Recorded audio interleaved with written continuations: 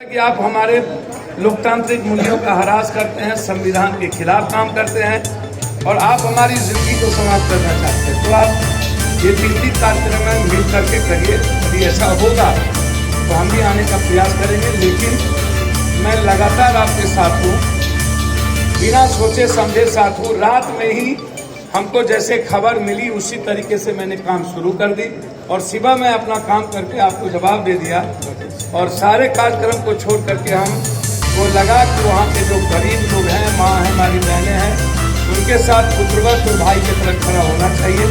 मैं हृदय से और मन से, कर्म से और समर्पण होकर के हम आपके बीच में हैं और हम आजीवन आपके साथ खड़े रहेंगे। जब तक आपकी जिंदगी में कोई दखल देगा पप्पू यादव।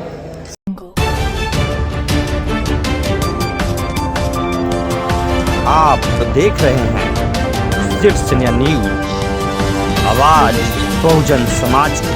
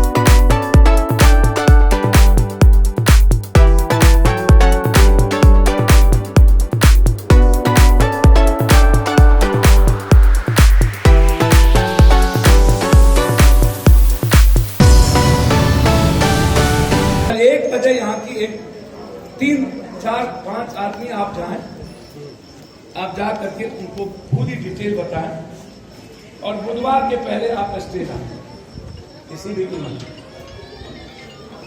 सब के सब, किसी को मतलब नहीं है।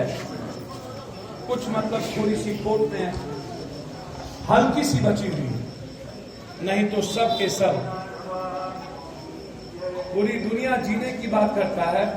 हम भूमिहार, बाभन, राजपूत, दलित, महादलित, भगवान, हम ताजमहल के नीचे हिंदू मियाँ को खोज रहे हैं, हम मस्जिद के नीचे शंकर भगवान, मंदिर के नीचे बिस्मिल्लाह को खोज रहे हैं। सर, हम कभी मंगल की बात करते थे, क्या यही कंट्री है? हम जीने की बात नहीं करते हैं। जर्मनी में एक बार हॉर्न बजा था तो 7 साल की सजा हुई थी। 200 के स्पीड में चलने वाली गाड़ी 190 में चली तो जर्मनी की सरकार ने आजीवन उसका लाइसेंस छीन लिया। परिवार को नहीं मिला, बोला कि 190 में चलना था तो 3rd लेन में चलते। 190 में जिस लेन में चले, इसका मतलब है कि तुम दूसरों की जिंदगी में दखल दे रहे। सर, आपके लाइफ में कभी इनकम टैक्स, कभी सेल टैक्स, कभी माफिया टैक्स, कभी गुंडा टैक्स, कभी नेता टैक्स, कभी दरोगा टैक्स, कभी रोड टैक्स, कभी 160 रुपया में टोल टैक्स, कभी ट्रैफिक टैक्स। सर, किसी कंट्री में ऐसा नहीं। आप परिवार के साथ जाते हैं, ये राइट नहीं है किसी को देश में कि आप रोक करके उसका कागज चेक कर लें। यदि आपको लग रहा है कि उसका कागज नहीं है तो उसको नोटिस भेजिए। आप किसी की जिंदगी में दखल नहीं दे सकते। यदि किसी ने पैसा नहीं भरा है तो उसको नोटिस भेजिए और उसके घर पे जाइए। 3 मीनार के बाद उसके गाड़ी को आप सीज कर लीजिए। पता नहीं MBI भी हम ही को चेक करेगा? क्या ये कंट्री है? हम अपनी बहन के साथ जा रहे हैं, हम एग्जाम देने जा रहे हैं, हम अपनी बीवी के साथ थोड़े पल जीने जा रहे हैं, लेकिन वहां पर दखल। क्या होगा सर इसका? हमसे 2 बात कही गई थी कि 3 दिन रुकवा दें। आज कल परसों मैंने बुधवार तक कहा है, बुधवार तक आपके यहां बुलडोजर नहीं चलेगा। मैं आपको वचन देता हूं, चलेगा तो हमारे सीने पर गोली खा करके चलेगा। ये क्या पता क्यों? DM ने स्पष्ट मुझसे कहा कि मैं 3 दिन आपको समय दूं। तीसरी बात, कल आप जाकर के बता दीजिए, सर रोपिएगा बबूल तो खाइएगा खजूर। आप पैसे पर वोट देती है। ये जो आज लग चुकी है उनको मत बोलवाइए, एकदम मत बोलवाइए। दारू पर आपका पति वोट देते, मत बोलवाइए। चुप रहा, अभियो दारू पिला तो चलो। ये जो आप लोग हैं, मोदी या नीतीश जी, लालू जी से फुर्सत हुआ? ये लोग कभी एक अच्छा इंसान, कभी जीवन में कोई मजबूत आदमी जो आपके लिए ईमानदार आदमी हो, कभी आप सोचते भी? चुप रहा बेटा, भगवान ठीक क्या? आप ही लोग पुरवा पुरिया हमको जान मारे हैं। आप कल जाइए, बस मेरा रिक्वेस्ट है इतना ही। हम DM साहब से अभी भी बात किए हैं, कल जा करके करिए। 3 दिनों के अंदर आप जो भी हो हाईकोर्ट जाइए। नेता लोग से मैं एक आग्रह करूं कि आप इनका इस्तेमाल ना करिए। इनको जीने के लिए हिम्मत हो तो लड़ने की तैयारी आजीवन बैठ जाइए, डे एंड नाइट, और कहिए जब तक ये सॉल्यूशन नहीं होगा तब तक हम यहाँ से बैक नहीं होंगे। आप सिर्फ 2 घंटा 1 घंटा की बात मत करिए या रोड जाम मत करिए। हमेशा तालिबान हम बार बार कहते हैं, आप ये तय कर लीजिए कि हम महिलाओं के साथ रात दिन यहाँ बैठेंगे।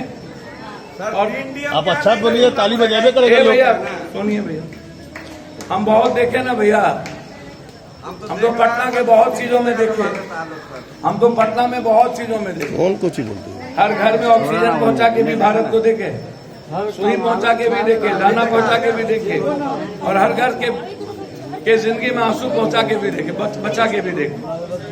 कोई मतलब रहता है, पड़ोसी मरता है आप जाते हैं, फिर उस पड़ोसी का ये पड़ोसी मरता है जाते हैं। छोटी छोटी बातों में कब किसको मार दीजिएगा। यहाँ 90% यूथ स्मैक्स पीता है। 12 बलात्कार हुए हाजीपुर में, 9 में कल वैशाली गए थे, एक बच्ची को 7 गोली मार दी। तो स्मैक, ड्रग्स, फैटनर, एसोलेशन लीजिएगा तो कहाँ जाएगा? पप्पू यादव की बेटी बहन, यहाँ जितने लोग हैं, माँ की नजरें गई, बेटी और बच्चे गए, नहीं बचेंगे सर। मैं जानता हूँ, मैं एक हॉस्टल को देखा हूँ, हालात अच्छे नहीं हैं। बस अभी इस लड़ाई को गंभीरता से लड़िए। 3 दिन तक आपको कोई टच नहीं करेगा, ये मैं आपको वादा करता हूं। कल 1 बजे DM साहब से मिल लीजिए, DM साहब से मिलकर अपनी सारी बात रख दीजिए और कोशिश करिए सोम मंगल के भीतर हमको एक ऐसा स्टे मिले। पूरी सुनवाई आप करते रहिए, जब तक पूरी सुनवाई नहीं होता है तब तक प्रशासन का दखल ना हो। सुनवाई के बाद कोर्ट का जो निर्णय हो, उनको बोलिए कि आपका जो निर्णय होगा उसको मैं स्वीकार करूंगा, लेकिन जब तक पूरी निर्णय नहीं आती है तब तक हुजूर इसको रोका जाए, ताकि प्रशासन हम लोग को तंग ना। इन मुद्दों को लेकर के आप बात करिए, हम आपके साथ हैं, आत्मगत हैं और हमेशा हैं, हमेशा आपके साथ रहेंगे। आपके हर ये यार इसको छोड़ दे यार, हम आपसे सिर्फ इतना हम आग्रह करेंगे, आप मेरे लिए पिता की तरह हैं। यह हिम्मत हमको लड़ने की पूरे दुनिया से, सिर्फ अपने बुजुर्गों से भी। हमको कोई शौक नहीं था, हम अमेरिका में पढ़ते, हम कहीं और पढ़ते, हम कहे हम हैं ना, हम लोग ना क्या, हम अपने रुको यार,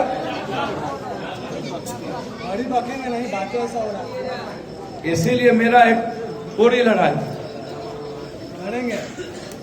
हम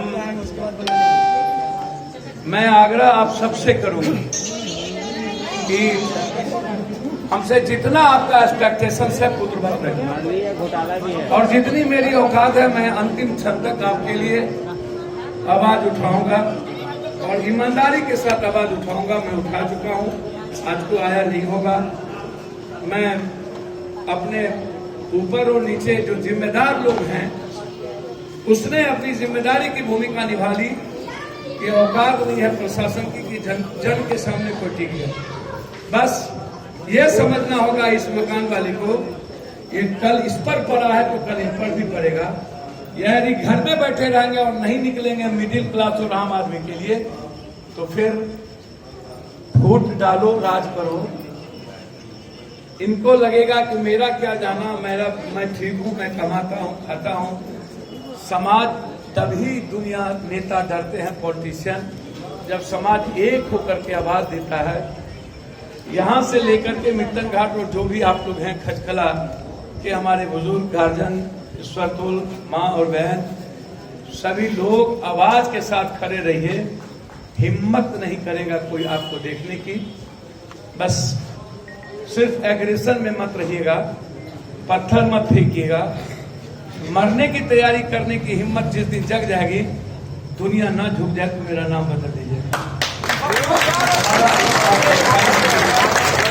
आप मारिएगा नहीं, मरने की तैयारी करिएगा, कुछ नहीं होगा। घोटाला अभी बस मैं यही कहूंगा, जो बात हमारे वार्ड काउंसलर या जो चीज हमारे नॉलेज में कही गई, छपरा का जो मामला है ये सब टेक्निकल सीओ और एडीएम डीसीएलआर का मामला है। सबकी गिद्ध दृष्टि यहाँ पर माफियाओं की, जमीन माफियाओं की लगी होगी। ये पैसा दिए होंगे, जितने जमीन माफिया है आपके सिटी में तो एक से एक तारनधार सब है, नेता भी बिके होंगे, उनको कह दिया होगा 5 करोड़ आपको भी मिल जाएगा। ये जो रियल एस्टेट का धंधा चलता है वो 5 आदमी से मिल के चलता है। पहला दलाल, फिर सीओ डीसीएलआर एडीएम कर्मचारी, तीसरा नेता, चौथा अपराधी, 5वां थाना पदाधिकारी। ये 5 आदमी मिलके जमीन का दलाल। पहले हम लोग का दादा करता था जमीन की दलाली का, अब इंग्लिश में वो रियल एस्टेट हो गया। दूसरों की जमीन पर गिद्ध दृष्टि नजर रखने वाले लोग अपने को कहते हैं मैं तो जमीन का धंधा करता हूं। 1 कट्ठा 2 कट्ठा। बॉम्बे में कौन है, सीओ से मिलकर के पुराना 4 साल 5 साल पहले रसीद कटवाना शुरू कर दिया।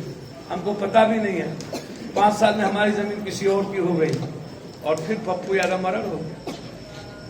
मैं करे कुटुम पिसोन बेटा के नाम दुर्गादास, दूसरा के पैसे से हम मरर हैं। तो मिडिल क्लास और गरीबों की हाल तो होगी और ये लोग समझने को तैयार नहीं है।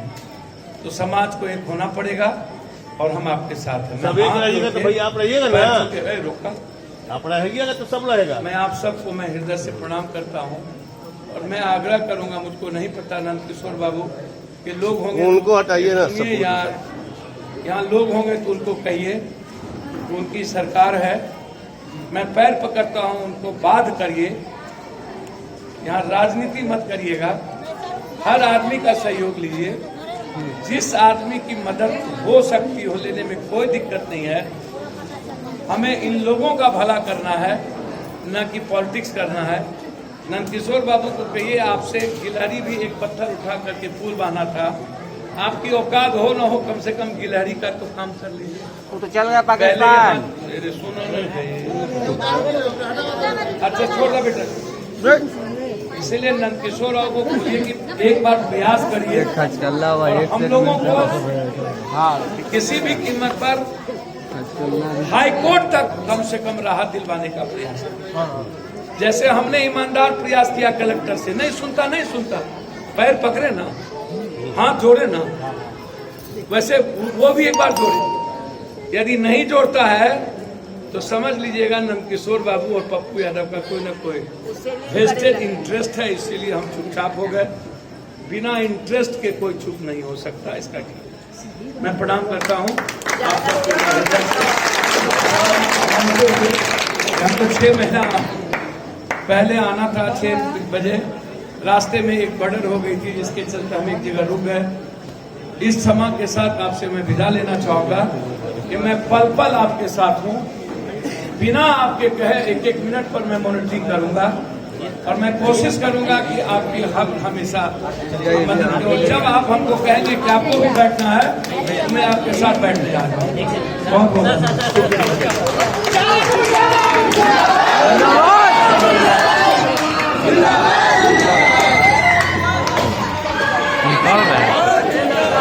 निकाल रहे हैं शायद घटाइए निकाल रहे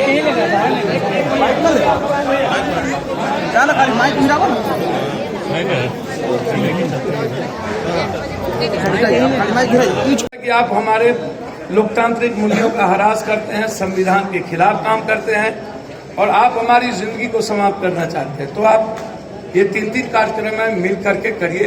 यदि ऐसा होगा तो हम भी आने का प्रयास करेंगे, लेकिन मैं लगातार आपके साथ हूं, बिना सोचे समझे साथ हूं। रात में ही हमको जैसे खबर मिली उसी तरीके से मैंने काम शुरू कर दी और सुबह में अपना काम करके आपको जवाब दे दिया और सारे कार्यक्रम को छोड़ करके हमको लगा कि वहाँ के जो गरीब लोग हैं, माँ हैं, हमारी बहनें हैं, उनके साथ पुत्रवत और भाई की तरह खड़ा होना चाहिए। मैं हृदय से और मन से, कर्म से और समर्पण होकर के हम आपके बीच में हैं और हम आजीवन आपके साथ खड़े रहेंगे। जब तक आपकी जिंदगी में कोई दखल देगा पप्पू यादव, समझ लीजिएगा आपकी लड़ाई खुद लड़ेगा, आपको कभी कमजोर होने नहीं देगा। ये मेरा